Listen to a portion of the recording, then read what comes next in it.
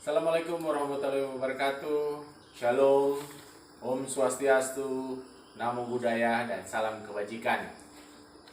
Teman-teman yang terkasih, Bapak Ibu yang sekalian, perkenankan saya Andreas Suryo Hernanto dari Kementerian Agama Kabupaten Banggai Laut coba hendak menerangkan pengertian komunikasi dan proses-proses komunikasi. Secara umum, komunikasi adalah suatu proses di mana seseorang atau beberapa orang, kelompok, organisasi, dan masyarakat menciptakan dan menggunakan informasi agar terhubung dengan lingkungan dan orang lain.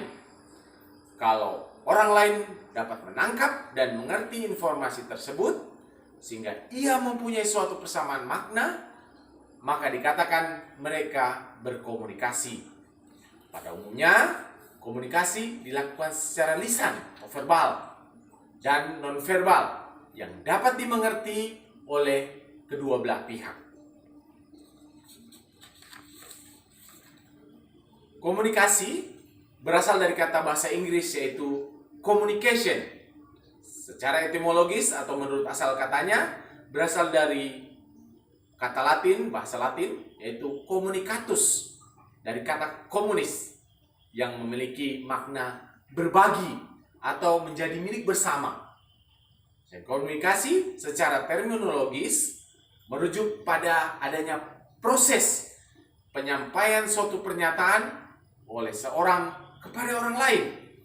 Dalam pengertian ini, yang terlibat dalam komunikasi adalah manusia. Secara paradigmatis, komunikasi mengandung makna tujuan tertentu yang dapat dilakukan secara lisan, melalui media massa maupun media lainnya.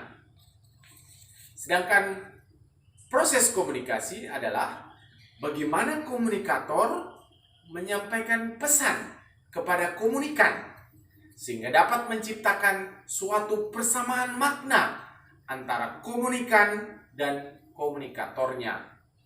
Effendi membedakan proses komunikasi menjadi dua tahap berdasarkan paradigma Laswell, yakni 1. Proses komunikasi secara primer. Proses komunikasi secara primer adalah penyampaian pikiran dan atau perasaan seseorang kepada orang lain dengan menggunakan lambang atau simbol. 2.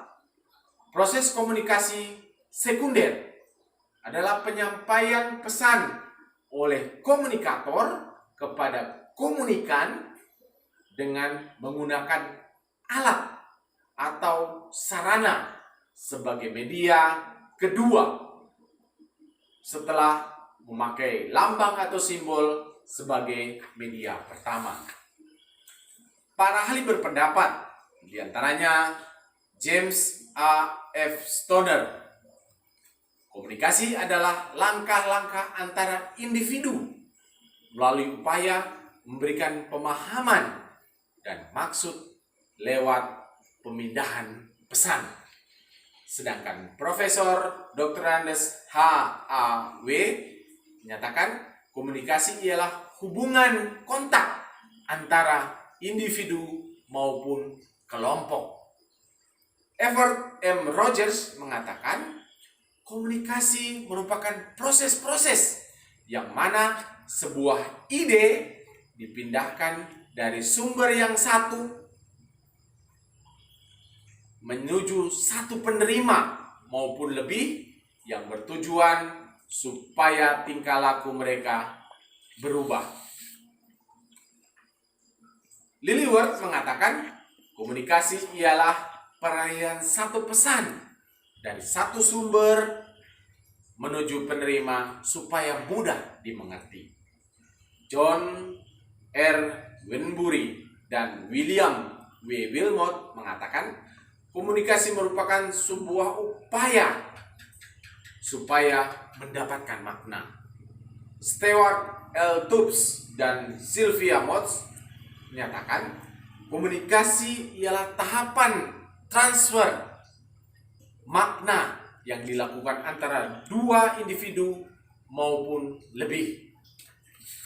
Jenner SH menyatakan komunikasi adalah suatu seni dalam mengutarakan informasi, gagasan-gagasan seseorang terhadap orang lain.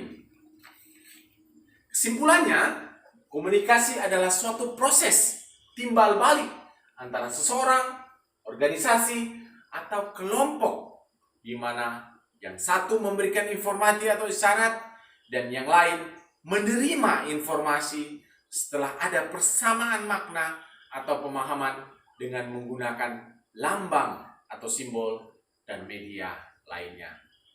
Bapak Ibu terkasih, teman-teman terkasih, demikianlah penjelasan tentang pengertian dan proses komunikasi. Semoga hal ini dapat bermanfaat bagi kita, terlebih dalam proses pelatihan kepemimpinan pengawas. Semoga jadi bermakna bagi kita semua. Terima kasih. Assalamualaikum warahmatullahi wabarakatuh. Shalom, salam sejahtera, namo buddhaya, dan salam kebajikan. Terima kasih.